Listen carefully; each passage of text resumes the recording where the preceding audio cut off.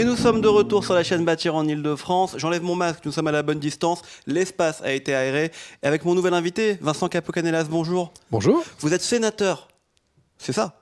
Exactement. Sénateur du 93. De Seine-Saint-Denis. Seine-Saint-Denis. Et vous êtes questeur au Sénat. Et j'ai une première question pour ceux qui nous regardent. C'est quoi exactement un questeur? Alors, les questeurs sont ceux qui sont délégués par leur père pour gérer la maison, pour assurer son indépendance, c'est-à-dire pour faire que l'exécutif ne puisse pas avoir de moyens de pression sur le Parlement, pour veiller à l'autonomie du Parlement. Et donc, nous gérons la maison sur les aspects financiers, personnels, travaux, tous les moyens qui sont mis à disposition des sénateurs. Et ce sont des postes qui existent depuis les débuts de la démocratie athénienne, pour assurer l'indépendance du Parlement. Vous êtes combien de questeurs au Sénat? Nous sommes 3, 2 sénateurs de la majorité, un sénateur de l'opposition, pour assurer aussi la neutralité de l'ensemble de l'administration, parce que lorsqu'un parlementaire travaille, il a autour de lui, dans les commissions, des administrateurs, qui sont des hauts fonctionnaires recrutés par concours, qui sont là pour nous apporter une analyse juridique, pour faire des recherches, pour apporter la technicité législative. Il s'agit d'écrire des lois qui doivent durer dans le temps. Et donc, nous avons cette obligation d'assurer que les mêmes moyens intellectuels, le même nombre d'administrateurs soient mis à disposition de chaque groupe politique, quelle que soit sa couleur. Et le fait qu'il y ait un questeur qui représente l'opposition garantit la neutralité de l'administration du Sénat et veille à ce que tout ceci se passe de manière consensuelle. C'est jamais un peu tendu entre les questeurs, entre les sénateurs et les questeurs? Il n'y a jamais des règlements de compte? Généralement, nous prenons d'abord tous les trois des décisions de manière consensuelle. Et puis le président du Sénat, Gérard Larcher, veille avec nous à ce que tout se passe bien avec nos collègues. Mais il peut y avoir des moments où les questeurs sont amenés à prendre des décisions qui sont un peu coercitives. Je pense dans les phases, par exemple, du Covid, au début, il a fallu parfois dire le restaurant est fermé.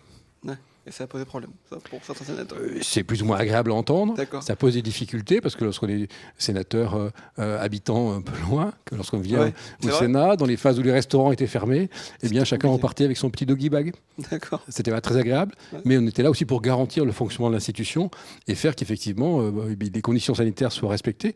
On est parfois allé au-delà de ce qui se faisait ailleurs. On l'a dit, vous êtes sénateur de la Seine-Saint-Denis, vous avez été maire du Bourget.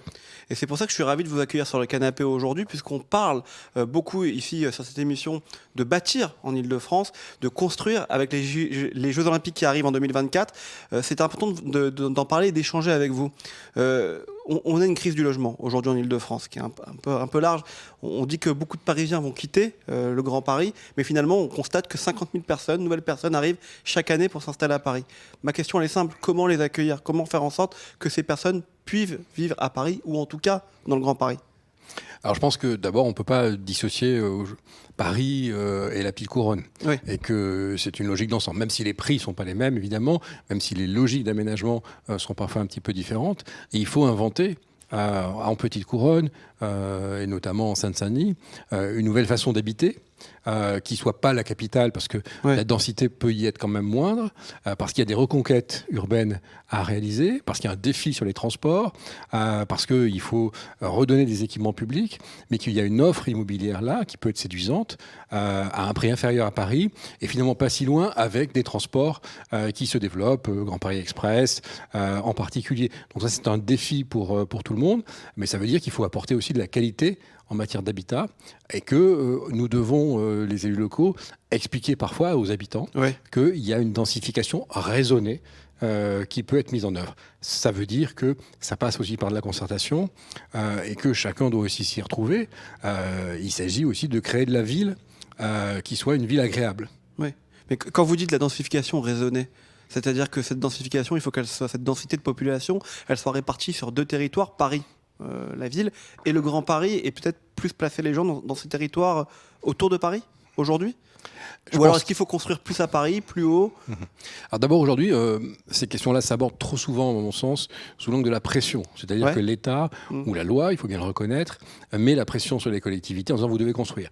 Ensuite, on a eu le Grand Paris Express, qui est un aménagement considérable, qui est un investissement majeur de l'État, qui va bénéficier aux populations. Mais il est clair qu'autour, la demande de l'État, c'est de dire, maintenant que les transports arrivent de manière puissante, si je puis dire, même s'il y a un petit petit retard, mais tout ça va se traiter dans le temps. On nous dit il faut quand même jouer le jeu et construire des logements autour. Donc il y a des logiques d'aménagement qui se mettent en œuvre. Vous l'avez dit, vous êtes de la majorité. Comment, vous avez été maire en plus au Bourget, comment faire en sorte d'encourager les maires à plus construire? On a vu qu'il y avait des primes qui leur étaient accordées. Est-ce que ça suffit? Est-ce qu'il faut plus les accompagner, ces maires? Moi, je suis dans la majorité sénatoriale. Sénatoriale, pardon, oui. Qui n'est pas forcément la majorité gouvernementale. Autant pour moi. Vous avez Mais ce que je veux dire, c'est que tout ceci doit se faire à l'échelle de la métropole. Je sais que Patrick Ollier essaye d'y veiller à sa place. Mais je pense que la CIV, métropole, région, État ont des responsabilités avec les collectivités locales pour créer les conditions d'un aménagement qui soit d'abord qualitatif, parce que souvent la banlieue a été un peu repoussoir et souvent on y venait un peu contraint. Maintenant, il y a l'argument financier qui fait que vous achetez plus de mètres carrés en banlieue que dans la capitale. Et puis je pense qu'il y a aussi la possibilité de construire un peu plus avec parfois des jardins, parfois des terrasses. Et que ça fait partie de cette nouvelle façon d'habiter que nous devons réussir à mettre en place. Alors ça passe par des contrats. Il y a aussi dans la loi maintenant parfois des primes quand vous construisez plus. Et il faut entendre que les collectivités ont besoin de créer des équipements et que ça a un coût.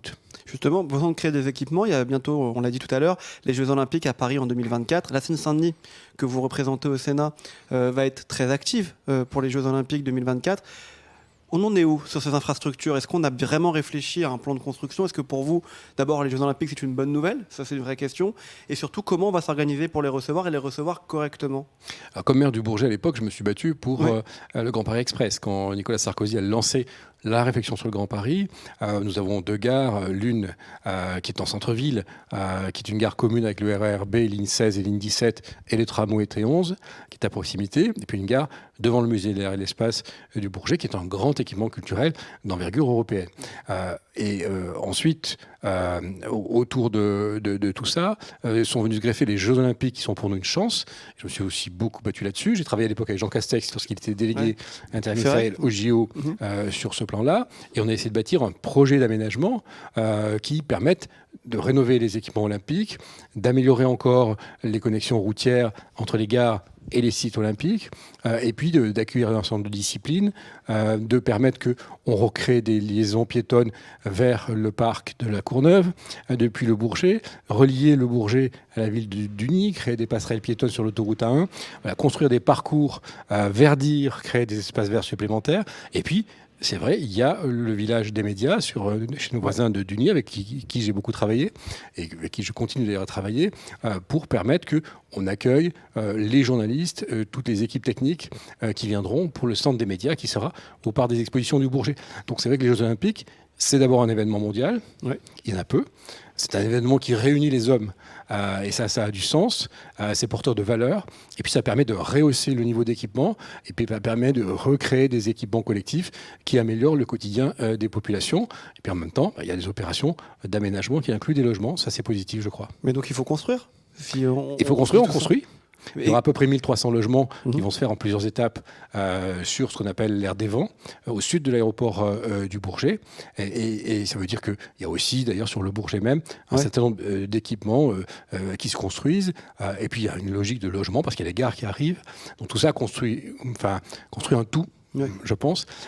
Et en tout cas, on essaie d'avoir un équilibre global. Et souvent, des secteurs qui étaient en banlieue, coupés par l'autoroute 1, coupés par la Nationale 2, par les infrastructures, le RER B notamment, tout ceci, au contraire, il faut le positiver et avoir les équipements qui vont autour et mieux vivre dans ces villes-là. On parle des Jeux Olympiques, on parle de construction depuis tout à l'heure. Il y a quand même une crise qui est passée par là. Moi, ça n'échappe à personne. Vous en parliez tout à l'heure de la Covid. Une crise sanitaire, il y a eu une crise économique. Et nous, sur notre plateau, sur ce canapé, on reçoit souvent des hommes, des femmes politiques, des promoteurs qui nous disent finalement, on n'est plus encouragé aujourd'hui à construire. C'est très dur. Il y a eu les municipales. On sait que quand il y a des élections, tout est retardé. Est-ce que vous avez un message pour ces promoteurs, leur dire c'est comme ça, c'est la crise, mais ça va passer et on va rentrer dans une période qui va être un peu plus cohérente et un peu plus importante pour vous? Le paradoxe, c'est qu'on a besoin de logements. Mais eux, ils se sentent découragés, vous savez. Je ne crois pas forcément, moi, à la fuite en province ou en grande couronne, parce que je pense qu'on va retrouver les mouvements pendulaires, les difficultés pour aller au travail. On voit bien aujourd'hui la montée du prix de l'essence, par exemple. Donc on va finir par trouver un équilibre. Je pense qu'il y a eu un peu un effet de mode et que tout le monde n'ira pas habiter à la campagne. Après, il faut regarder l'effet du télétravail aussi. Ça va compter. C'est une autre façon d'organiser son temps et de vivre. Mais le message pour les promoteurs, c'est qu'on a besoin d'eux, mais dans un cadre qui intègre les besoins locaux, qui intègre les priorités des territoires, et pas forcément raisonner à la parcelle. On va terminer par un que oui que non. Est-ce que vous connaissez le que oui que non? Ah, vous allez Non, vous devez répondre que par oui ou que par non par les propositions que je vais vous faire. Je me doutais un peu, oui. Voilà. Et quelquefois, vous pourrez vous justifier quand même. On est quand même sympa. Que oui, que non. Est-ce que vous pensez que Xavier Bertrand sera président de la République en 2022 ? Je pense qu'il a d'abord une étape à franchir. Donc, pour le moment, oui, peut-être. D'accord. Vous avez un candidat favori, vous, parce que vous êtes chez LR ? Non, moi je suis UDI. UDI, d'accord. Donc voilà, j'ai pas d'avis sur la question parce que simplement, aujourd'hui nous n'avons pas le droit de vote. Nous les UDI là-dedans, nos amis de LR nous ont pas mis dans le panel des votants. Mais donc, voilà, on peut parrainer mais pas voter, j'ai pas parrainé personne. Ah, vous pouvez parrainer mais pas voter, d'accord. Et Jean-Christophe Lagarde sera candidat pour l'UDI ? Ça fait partie des options qui restent, même si je pense que c'est pas l'option qu'il préfère. D'accord, très bien. Que oui, que non, est-ce que vous pensez que le PSG gagnerait la Ligue des Champions ? Oui. Vous êtes pour le PSG ? Vous aimez le foot ? J'aime le foot, oui. Votre joueur préféré, c'est qui ? Alors écoutez, il y en a plein. Mbappé, Neymar, voilà. D'accord. Vous êtes PSG, quoi. Messi. J'aime bien le PSG, je déteste pas l'OM non plus. Ah, ça m'ennuie plus. Très bien, que oui, que non. Les éoliennes, est-ce que c'est l'avenir de l'énergie en France, selon vous ? Non. Non. Vous êtes écolo, vous vous considérez comme écologique écologiste ? Moi, je suis réputé connaître bien les sujets de transport aérien. Je suis pour une transition écologique volontaire, avec une technologie qui évolue, en se donnant quand même le temps de ne pas être hors marché et de ne pas faire que la France perde un de ses grands avantages compétitifs. Donc, je suis pour une écologie raisonnée. Je pense qu'on peut y arriver et que c'est la bonne façon. Il faut être pédagogique. Il faut cranter des étapes. On en a besoin, cette transition écologique, mais pas n'importe comment. Que oui, que non. Est-ce que vous avez déjà été indécis dans votre vie ? Oui. Encore ? Ça vous arrive encore d'être indécis, là ? Mais écoutez, il faut d'abord être indécis quand on réfléchit à un sujet au départ. Il faut ouvrir l'ensemble des options. Et après, quand on prend une décision, là, je vous répondrai que non, parce qu'une fois que c'est fait, c'est fait. C'est fait, très bien. Il faut savoir aller au bout. Comment ? Il faut savoir aller au bout quand on l'a décidé. Très bien. Que oui, que non. Est-ce que vous pouvez nous expliquer en 15 secondes ce que c'est la commission mixte paritaire ? La commission mixte paritaire, c'est un endroit formidable parce que ça réunit 7 députés et 7 sénateurs. Lorsque chacune des chambres a adopté une proposition de loi ou un projet de loi en première lecture et confronte les deux versions et essaie de trouver une solution. C'est-à-dire essayer de trouver un compromis. Et donc c'est un endroit un peu magique. Ça marche parfois, il n'y a pas le gouvernement, c'est encore mieux d'ailleurs, comme ça. Et ensuite, on soumet aux deux chambres le compromis qui a été trouvé. C'est une façon de permettre aux deux chambres de vraiment travailler très précisément sur les textes. Et bien souvent, ça marche. Bon, il y a peut-être 10 secondes en plus, mais c'est bien expliqué, donc je vous l'accorde, il n'y a pas de problème. Que oui, que non, est-ce que vous serez candidat en 2022 ? En 2022, non. Non. Non, je serai candidat en 2023. Pour les sénatoriales ? Ça sera 2023. D'accord, très bien. Donc vous ne voulez pas devenir député ? Parce qu'on voit qu'il y a des députés sénateurs. J'ai un excellent député, c'est Jean-Christophe Lagarde. Très bien. Merci à vous d'être venu nous voir, Vincent Capo-Canellas. Je rappelle que vous êtes sénateur de la Seine-Saint-Denis, UDI dans la majorité sénatoriale. Merci d'être venu nous rencontrer et d'être venu nous expliquer un petit peu de parler aménagement du territoire, ce qu'on fait beaucoup sur cette chaîne. Baladez-vous sur la chaîne YouTube Bâtir en Ile-de-France. Plein d'interviews à retrouver. Faites votre marché et puis posez-nous des questions, likez les vidéos et abonnez-vous à la chaîne. À très vite.